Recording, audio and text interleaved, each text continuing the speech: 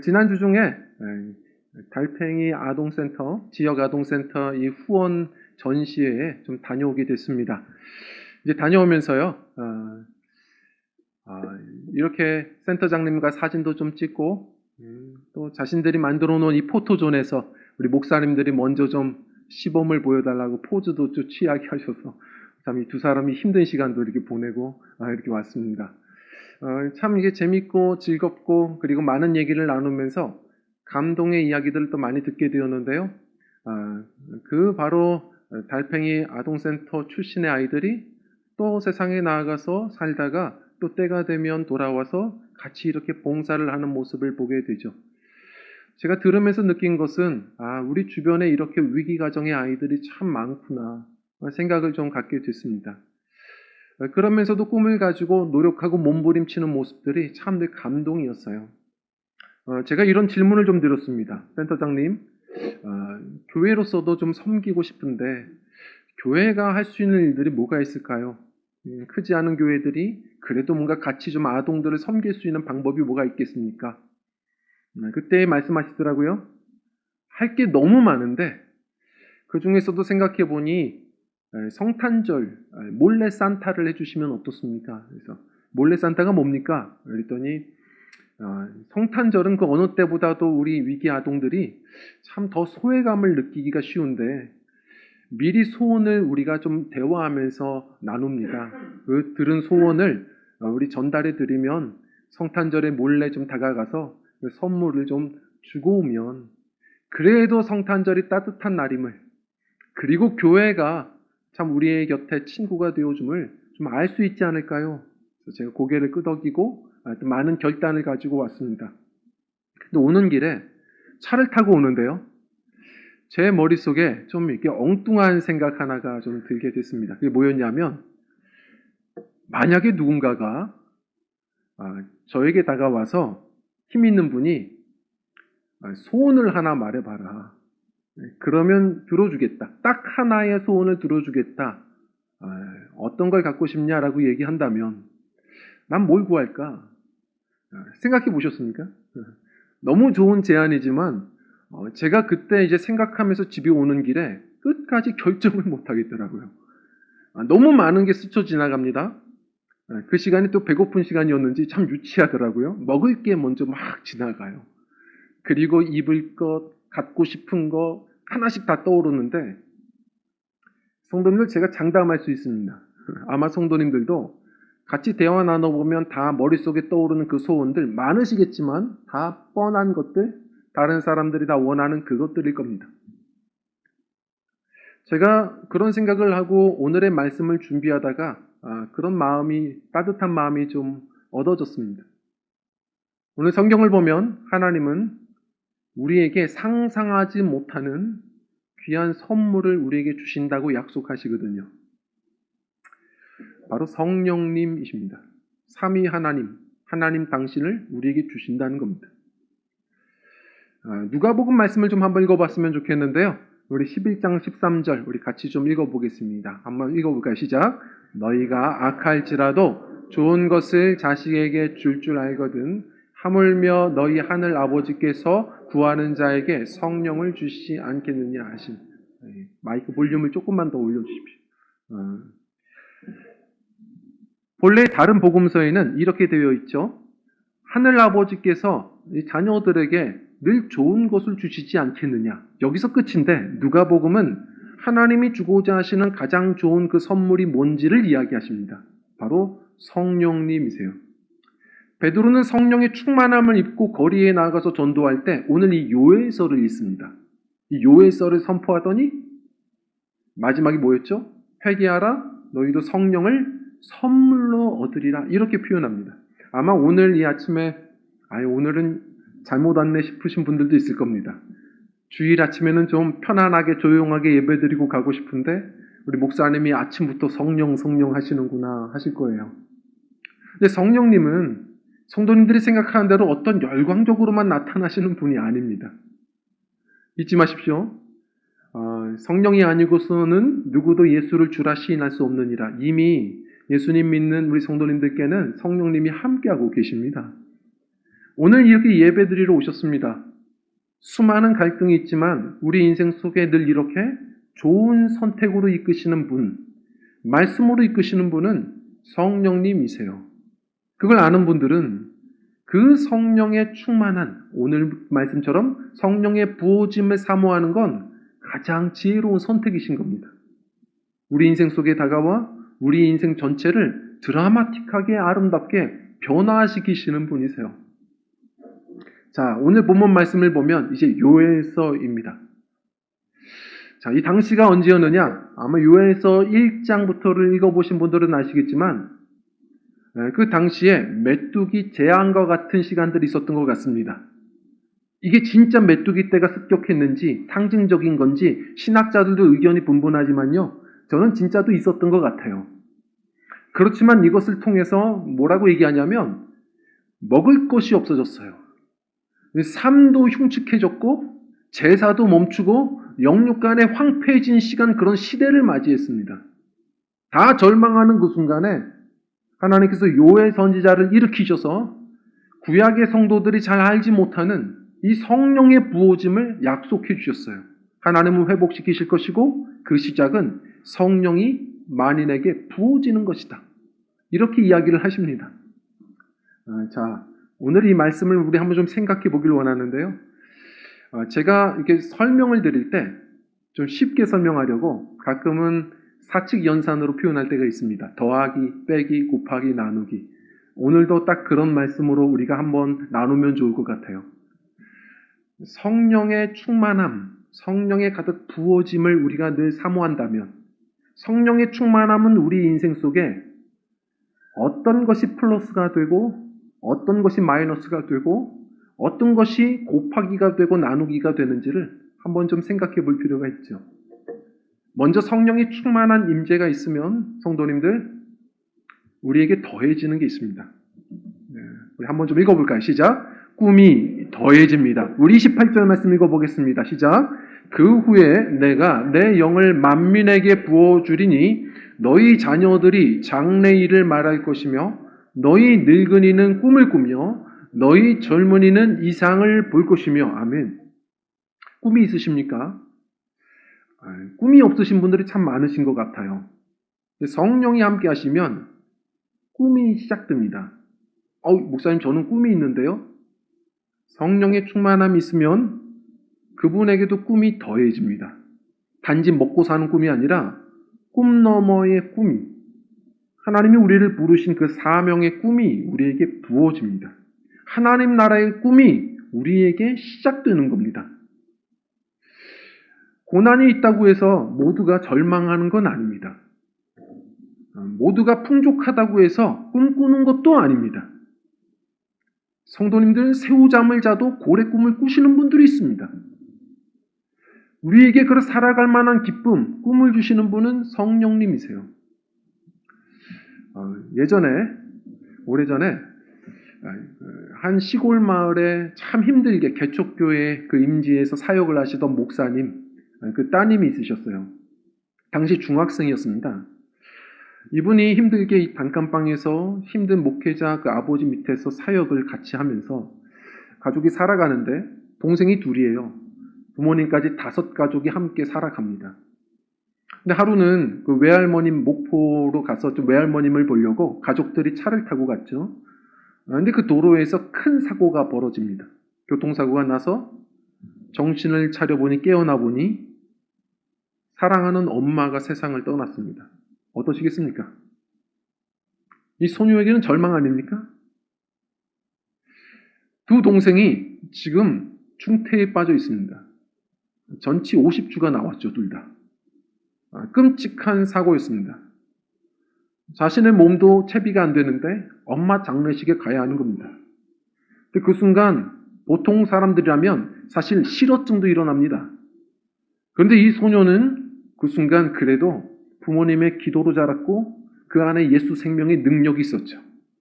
이분도 신기해합니다. 그 순간에 꿈이 생겼고 4가지의 결단의 기도를 하나님께 드렸다는 겁니다. 이게 능력입니다. 4가지가 뭐였냐면, 하나님, 우리 아버지를 제가 잘 보살피고 우리 아버지 목회를 제가 잘 돕겠습니다. 그리고 두 번째로, 하나님, 남겨놓은 우리 두 동생 제가 엄마 노릇하고 잘 키워보겠습니다. 그리고 세 번째로, 하나님, 제가 할 수 있는 것은 별거 없지만 지금 이 시골 학교에서 골프부 골프 가르쳐 줍니다. 열심히 훈련해서 훌륭한 선수가 되보겠습니다. 그리고 하나님이 도우시면 저는 분명 세계적인 선수 될 것 같으니 오늘부터 저는 영어 공부 시작하겠습니다. 대단하죠? 5년 뒤에 2008년도 영국 브리티시 오픈 대회에서 최연소 우승을 차지한 신지혜 선수입니다. 대단하지 않습니까? 똑같은 고난을 맞이한다고 해서 모두가 절망하는 건 아닙니다. 하나님께서는 나 혼자 먹고 살 만한 그런 허무한 꿈이 아니라 꿈 너머의 꿈을 부어주시는 분이라고요. 오늘 말씀도 이야기합니다. 늙은이도 꿈을 꾼답니다. 많은 어르신들이 평생을 정말 성실하게 살아오시면서 이 순간 사회에서도 내몰리는 것 같고 곳곳에서 꼰대 소리도 듣고 꿈을 잃어버리신 분들이 굉장히 많으시라 생각합니다. 제가 이 나이에 무슨 주책으로 꿈을 꿉니까? 하시는 분들이 있을 거예요. 그렇지 않습니다. 모세는 80세에 이스라엘의 지도자가 되는 꿈을 얻었습니다. 갈렙은요 85세입니다. 80세 모세가 갈렙 오면 일어서야 돼요. 85세에 이 산지를 주소서 그 소망의 노래를 불렀습니다. 아브라함은요 100세 때 약속의 아들을 얻습니다. 하나님께서는 주님 부르시는 날까지 벤치 멤버가 없습니다. 사용하시기 위하여 이 땅에 우리를 남겨놓으셨음을 잊지 않으셔야 됩니다. 하나님의 부르심은 실수가 없으십니다. 주님께 다 사용처가 있습니다. 우리 성도님들 늘 주님 안에서 꿈꾸며 살아가시는 믿음들 되셨으면 좋겠어요. 네, 성도님들, 그 마이스터 에카르트가 했던 유명한 말이 있습니다. 하나님의 나이는 몇 살일까? 하나님 나이가 몇 살이에요? 그의 정답은 뭐였냐면 하나님의 나이는 청년이시다. 영원한 청년이시다. 왜냐하면 날마다 미래를 내일을 말씀하시니까. 성도님들 추억도 좋지만 우리 주님의 자녀들입니다. 부르시는 날까지 주님과 동행하며 항상 꿈꾸며 살아가시는 믿음들이 되셨으면 좋겠습니다. 영원한 청년 여호수아와 갈렙같이 부르시는 날까지 하나님이 주시는 은퇴는 있어도 비전은 막히지 않습니다. 주님께서 사용하시는 귀한 비전들을 꿈꾸며 살아가셨으면 좋겠습니다. 청년들도 마찬가지입니다. 청년들 어떻습니까? 어른들은 청년들은 꿈꾸는 세대라고 합니다. 맞죠? 근데 우리 청년들의 심정을 아십니까? 물론 우리 부모님들의 덕분에 어느 때보다도 공부도 많이 했습니다. 어느 때보다도 실력도 많이 갖췄습니다. 그러나 그들이 내몰린 이 경쟁의 사회는 상당히 정말 숨막힐 만큼 힘든 전쟁터입니다. 전쟁의 소문들, 뉴스들이 들려와도 사실 우리 청년들의 심정에서는요, 그게 별로 크게 다가오지도 않을 겁니다. 인생이 전쟁이니까요. 취업 난입니다. 연애 난이고요. 결혼 난이고요. 육아 난입니다. 전세 난입니다. 살아가는 모든 게 전쟁터입니다. 꿈꾸는 게 쉽지 않습니다. 제가 예전에 봤던 영화 중에 달콤한 인생이라는 영화의 명대사가 있죠. 어느 깊은 가을밤에 잠에서 깨어난 제자가 울고 있었다. 스승이 다가와 물어봅니다. 이 제자가 막 울면서 일어났어요. 스승이 얘기하죠. 무서운 꿈을 꾸었느냐? 아닙니다. 슬픈 꿈을 꾸었느냐? 그것도 아닙니다. 달콤한 꿈을 꾸었습니다. 그런데 왜 그리 슬피 우느냐? 제자는 눈물을 닦으며 말했다고 합니다. 그 달콤한 꿈을 이룰 수 없기 때문입니다. 우리 청년들이 꿈이 없는 게 아니고요. 꿈을 이룰 수 없을 것 같아 하루하루를 슬프게 또 사는 청년들도 참 많습니다. 우리 청년들에게 권면합니다. 여호수아와 같이 이 청년의 때를 보내셔야 됩니다. 여호수아는 젊을 때부터 성막을 떠나지 않았습니다. 그는 누구보다 오래 남아 기도했습니다. 모두가 잠으로 꿈꿀 때 우리 믿음의 청년들은 기도로 꿈꾸셔야 됩니다. 많은 꿈이 있지만 하나님이 주시는 하나님의 꿈은 성령께서 꿈을 주시는 것뿐만 아니라 성령께서 친히 네 힘으로도 안 되고 네 능으로도 안 되느니라. 오직 나의 신으로 되느니라. 성령께서 그 일을 친히 또 이루어 가십니다. 잊지 마십시오. 어제까지 안 되었어도 하나님은 아침마다 새로우니 성실하신 하나님이라고 하셨습니다. 아침마다 깨어나시면 오늘은 하나님이 주시는 새로운 날입니다. 하나님이 오늘 주시는 말씀의 만나를 대하십시오. 오늘도 주님 앞에 기도로 호흡하며 나아가십시오. 오늘 하루하루 주시는 하나님이 주시는 신령한 꿈을 누리십시오. 꿈이 있기 때문에 아름답다라는 시가 있습니다. 노래를 잘하는 자보다 노래를 잘하는 꿈을 꾸는 자가 더 아름답다. 글을 잘 쓰는 작가보다 글을 잘 쓰는 꿈을 꾸는 자가 더 아름답다. 성도님들, 꿈을 가지고 사는 것이 아름다운 겁니다. 꿈 자체가 아름다워요. 우리 믿음의 권속들, 우리 온 성도님들, 젊은이들도 환상을 보고 아버지들도 꿈을 꾼다고 말씀하셨습니다. 성령 안에서 꿈꾸며 사시는 아름다운 삶이 되시기를 원합니다. 주님이 주시는 꿈은 주님이 또 이루실 겁니다. 많은 사람들이 꿈만 꾸지만 그 꿈을 또한 이루어 가시는 우리 그런 실력 있는 믿음의 인생들이 되시기를 축원드립니다. 이름값 하는 드림교회가 되었으면 좋겠습니다. 두 번째로요, 마이너스가 있습니다. 성령이 임하시면 뭐가 사라질까요? 우리 한번 좀 읽어보겠습니다. 시작. 차별이 사라집니다. 아멘. 우리 29절 말씀입니다. 읽겠습니다. 시작. 그때에 내가 또 영을 남종과 여종에게 부어줄 것이며. 아멘. 지난 금요철에 예배를 마치고 돌아오는데 이제 교회 차량에서 한 집사님이, 우리 흥경희 집사님이 여기 재미있는 이야기를 해주셨어요. 목사님, 제가 요즘에 그 성격 유형 검사 다 해보셨죠? MBTI. 이 성격 유형 검사를 제가 예전에 그 좀 책들을 좀 한번 자료를 이렇게 보게 됐는데 너무 재밌습니다. 그리고 한 가지 깨달은 게 있습니다. 그게 뭡니까? 사람은 절대로 하나가 될 수 없다. 이걸 깨달았다는 겁니다. 너무 다른 성격들이라 대화를 하면 이게 절대로 소통이 안 되는구나. 이걸 오히려 깨달았다는 거예요. 생각해 보시죠. T하고 F라는 성격은 절대로 대화를 해도 소통이 안 된답니다. 저도 그냥 순간 이해가 되더라고요. 왜냐하면 저도 검사를 해보니까 저는 좀 사고형, T 쪽이 가깝더라고요. 저희 아내는 F 쪽, 감정형입니다. 그 대화가 그래서 안 됐구나. 이제 조금 알 것 같아요. 예를 들어서 제가 신혼 때에도 이렇게 밥을 이렇게 차려주면 항상 저는 궁금한 게 많아요. 이건 어떻게 한 거냐고, 이 요리는 어디서 난 거냐고. 왜냐면 이건 아내 솜씨는 아닌 것 같거든요. 이게 물어보면 아내는 듣다가 왜요? 제가 못 먹을 걸 줘요? 이제 화를 내는 거예요. 저는 진짜 궁금해서 얘기하는 건데 아내는 그걸 감정으로 듣는 거죠. 네 실력으로 그게 되겠느냐? 뭐 이런 걸로 듣는 것 같아요. 또 예를 들어서 집에 도착하면 아내는 항상 아파요. 이상하게도 항상 아파요.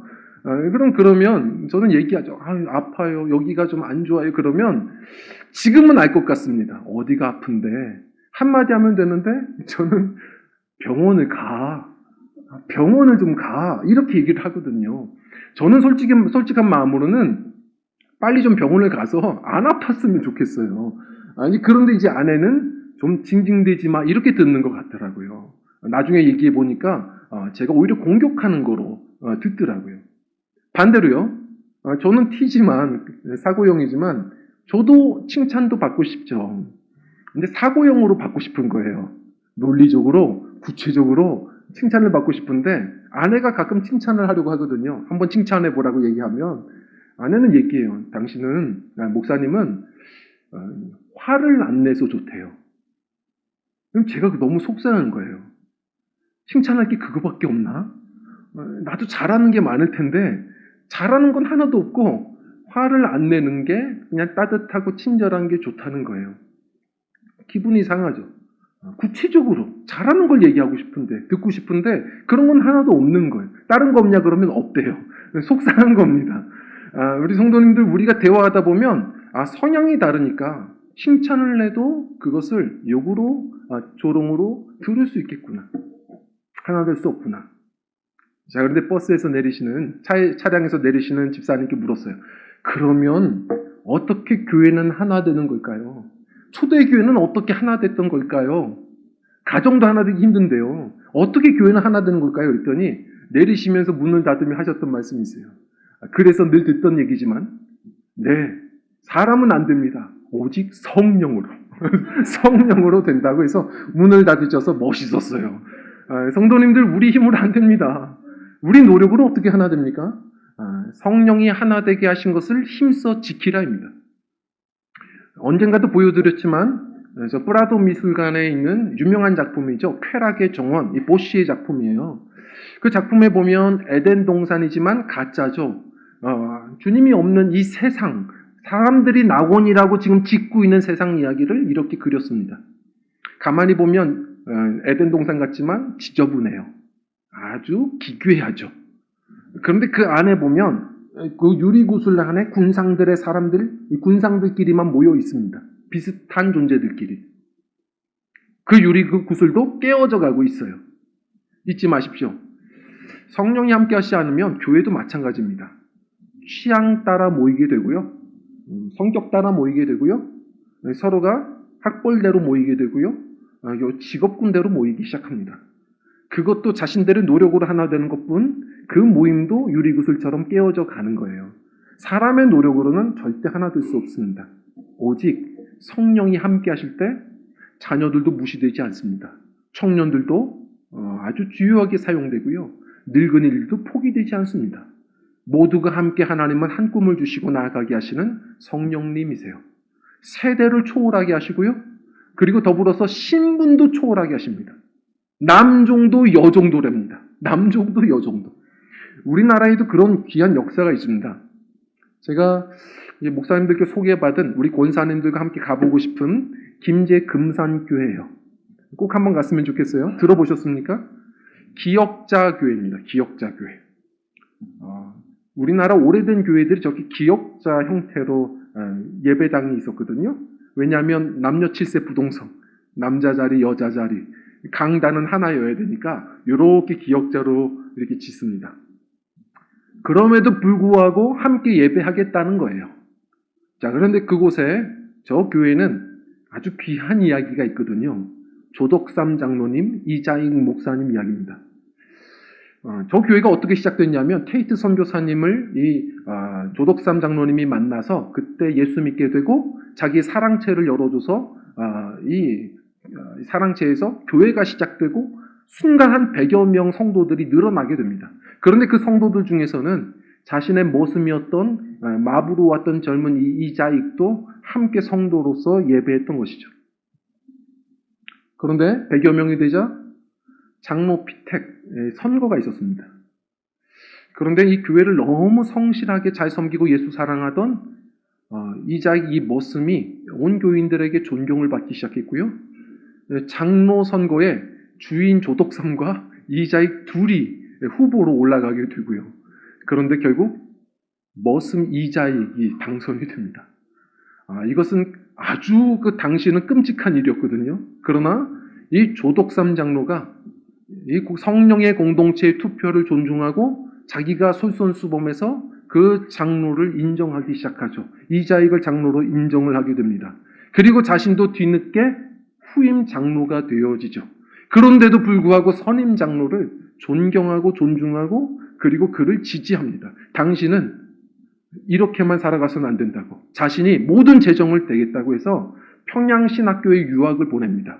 그래서 이자익 모습은 목회자가 되어서 그 의리로 다시 금산교회로 돌아가 결국 이 장로교회를 이끌어가게 되죠. 담임 목사가 되고요. 아름다운 교회 이야기를 만들어가게 되고요. 결국 장로의 초대의 3대 총회장, 전국 총회장이 되시는 위대한 목회의 여정을 살아내시게 됩니다. 성도님들 얼마 전에 그 두 분의 손주들이 만났죠. 그래서 그 이자익 목사님의 손주, 그 카이스트대 교수님과 그리고 이 조덕삼 장로의 손주, 바로 그 국회의원 조세영 씨가 함께 만나서 서로가 감사의 인사를 전하는 뜨거운 시간이 있었습니다. 이런 이야기가 사람이 만들 수 있을 거라고 생각하십니까? 불가능합니다. 바울이 성령 받고서 눈에 비늘이 벗겨졌다고 합니다. 우리 눈에도 그게 벗겨져야 됩니다. 우리 눈에는 참 죄성 있는 두 마리의 개가 있다고 하지 않습니까? 이 두 마리의 개의 이름은 편견과 선입견입니다. 이 모든 것이 벗겨지고 우리 주 안에 모인 사람들은 모든 걸 넘어서서 다들 존귀한 하나님의 형상으로 볼 줄 아는 것, 나보다 남을 더 낮게 여기는 것, 그것이 바로 성령의 역사임을 잊지 말고 성령 안에서, 그 은혜 안에서 서로를 바라보고 존중하며 하나 되어가는 그런 성령의 공동체가 되셨으면 좋겠습니다. 그리고 세 번째입니다. 우리 곱하기가 옵니다. 우리 한번 좀 읽어볼까요? 시작. 능력이 곱해집니다. 아멘. 사도행전 1장 8절 말씀 읽어볼게요. 시작. 오직 성령이 너희에게 임하시면 너희가 아멘. 오늘 이 시간에도 이 3층 아래에서는 우리 학생들 성경 퀴즈 대회가 있습니다. 어제 제가 그 얘기를 듣고 딸들을 소집했어요. 제군들아 들어라. 목회자 딸의 자존심을 지켜야 한다. 라고 이야기를 하면서 사실은 긴장을 시키려고 하는 게 아니라 아이들이 부담스러워할까봐 얘기를 좀 걸었죠. 애들아 잊지 말아라. 아버지도 목사님 아들로서 자라왔지만 평생 수많은 성경 퀴즈 대회에 한 번도 본선에 올라가 본 적이 없다. 이야기를 했습니다. 딱 한 번 있었다. 기도하고 올라가라. 기도해라. 내가 한 번 기도하면서 공부는 안 해놓고선 기도하고선 그때 성경 퀴즈 대회를 나갔는데 그때 우리 담임선생님이 심사위원이 되었다. 그래서 담임선생님이 나를 불쌍히 여기서 계속 쳐다보더니 패자부활전을 해주시더라. 그래서 패자부활전 문제가 있었는데 지금도 생각이 나거든요. 생각이 난다. 이스라엘이 광야 시절에 고기를 먹고 싶다고 불평해서 하나님이 하늘에서 내려준 고기가 있습니다. 그게 뭔가요? 답은 뭐죠? 메추라기죠. 근데 제가 자신 있게 손 들고서 얘기했어요. 메뚜기입니다. 메뚜기입니다. 근데 놀라운 건 기도의 능력이 발휘돼서 온 모든 사람의 귀가 어두워졌다. 정답! 메추라기! 정답입니다 해서 본선에 올라갔다. 그런데 내 라이벌만 제대로 들었더라. 야, 너 잘못 얘기한 거 아니냐? 그래서 아니라고. 내가 메뚜라기라고 했다고. 메뚜라기라고 했다고 했던 기억이 난다 해서 애들이 웃었던 기억이 납니다. 사실 웃기려고 한 거고요. 제가 아이들에게 하고 싶었던 얘기는 아이들에게 어느 순간부터 얘기하지만 뭘 해도 좀 기도하며 했으면 하는 거예요. 좀 실력이 부족하고 다른 건 어려워도 좀 기도하면서 했으면 좋겠다는 바람이 있었습니다. 제가 그렇게 살아보니까 그렇거든요. 제가 지금까지도 돌아보면 우리 청년들이 저에게 별명 붙여준 게 있거든요. 남자 손이 너무 이렇게 길쭉길쭉하고 곱다고. 저는 마이너스 손입니다. 손 대면 다 무너져요. 실력도 없고 부족하지만 제가 제 힘으로 해본 거는 다 마이너스였던 것 같습니다. 그런데 기도로 맡기며 선택했던 모든 일들은 성도님들 더하기가 아니고요. 30배, 60배, 100배입니다. 하나님의 역사는 곱하기더라고요. 성도님들 구약에 보면 사실은 기름 부음 받은 왕, 제사장, 선지자만 바로 이 성령의 기름 부음이 있었습니다. 그러나 요엘 선지자 이야기처럼 이 신약의 때는요. 이 말세의 때는 우리 회개하고 예수님을 영접하며 구하는 이들에게 다 성령은 임해집니다. 왕 같은 제사장, 서로가 다 사역이 다르겠지만 그 사명 다 감당하시게 됩니다. 곱하기로 감당하실 겁니다. 제가 지난번에 우리 청년들에게 좀 소개했지만 저 칠레의 아타카마 사막이라는 곳이 있는데 자연의 신비로운 경관이 있습니다. 너무 멋있대요. 이게 뭐냐면 사실은 1년 내내 비도 안 오는 사막이거든요. 그런데 기상 이후로 한 번씩 폭우가 내릴 때가 있습니다. 폭우가 쏟아지면요. 어떤 일이 벌어지냐면 사막이거든요. 근데 데세르트 이 플로리도라는 현상, 이게 꽃피는 사막이라는 말이라고 하는데요. 이 꽃피는 사막이 펼쳐집니다. 이 폭우가 내려지면 그 안에까지 숨어있던 씨앗들에 닿기 시작하고 결국은 엄청난 꽃들이 핀다는 겁니다. 형형색색의 꽃이 펴요. 대단히 아름답죠. 이게 사막입니다. 우리 인생도 그렇습니다. 늘 여유 없어서 다른 사람에게 상처 주는 우리의 이 사막 같은 마음이 어떻게 사랑이 생길 수가 있고요. 어떻게 기쁨이 다시 일어날 수 있습니까? 어떻게 성경 말씀대로 범사에 항상 기뻐할 수 있습니까? 성령의 이 비가 오늘 말씀처럼 이미 함께 하시지만 성령의 은혜가 부어지면요. 우리 안에 상상치 못할 어제까지는 우리에겐 절망이었어도 오늘은 소망인 겁니다. 사랑이, 기쁨이, 평화가 성령의 열매가 가득한 성령의 동산이 됩니다. 서로의 사역이 다 다르시겠지만 다 왕같은 제사장으로 부름받은 겁니다. 성령이 충만하면 각자의 소명들을 감당하기 시작합니다. 성도가 성도다워지고 교회는 교회다워지고 목회자가 목회자다워지는 것이겠죠. 각자의 소명이 다르겠지만 그 소명들을 넉넉히 감당하는 내가 나다워질 겁니다. 이렇게 설명하죠. 꽃이 어떻게 꽃으로 핍니까? 어떻게 꽃으로 피울 수 있겠어요? 성도님들, 새를 어떻게 날게 할 수 있습니까? 누가 표현하더라고요. 그런 게 필요 없다. 그냥 생명이 임하면 된다. 생명이 임하면 시간이 지나면 꽃은 핍니다. 그리고 생명이 임하면 살아있으면 새는 반드시 비행훈련 안 해도 비상합니다. 성도님들, 우리의 부르심이 다 다르지만 성령은 뭐라고 표현하죠? 생명의 영입니다. 우리 안에 어떤 은혜를, 활력을 주세요. 나를 나답게 하실 겁니다. 주의 주신 소명을 넉넉하게 곱하기로 감당케 하실 겁니다. 그 은혜의 포구를 날마다, 지금도 함께 하시지만 성령의 충만함을 부어짐을 늘 사모하는 지혜로운 청지기들이 되셨으면 좋겠습니다. 마지막입니다. 그래서 무엇이 나눠지죠? 우리 한번 좀 읽어보겠습니다. 시작. 복음이 나눠집니다. 아멘. 사도행전 2장 41절, 베드로가 요엘서를 선포하고 나서 이렇게 성경은 이야기합니다. 한번 읽어보겠습니다. 시작. 그 말을 받은 사람, 받음에 이날에 신도의 수가 3,000이나 더하더라. 아멘. 자, 베드로가 어떻게 설교했길래요? 요엘 선지서를 그대로 오늘 말씀을 선포했습니다. 말세에 내가 내용을 자녀들에게, 젊은이들에게, 늙은이들에게 부어주고 꿈을 주실 것이다. 남종과 여종에게 주실 것이다. 근데 그 다음 말씀이 좀 신비롭죠. 베드로가 이것까지를 그대로 선포합니다. 요엘서 선지서에 그대로 이야기를 선포해요. 하늘에서는 기사를, 아래로 땅에서는 징조를, 곧 피와 불과 연기로다. 주의 크고 영화로운 날이 이르기 전에. 우리가 종말론을 들어보신 분들은 종말의 이야기를 이렇게 들으실 때가 있으시죠. 맞습니다. 맞는데요. 그런데 먼저 이 말씀이 왜 있는지를 아셔야 됩니다. 3,000명이 돌아왔다는 것도 아주 중요한 겁니다. 왜 신약의 요엘서의 이 성령의 약속이 오순절에 일어날까요? 첫 번째 오순절이 있었습니다.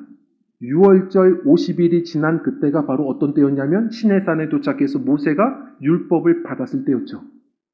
그런데 율법을 받았던 그때, 율법 내 힘으로 지켜보십시오. 되겠습니까?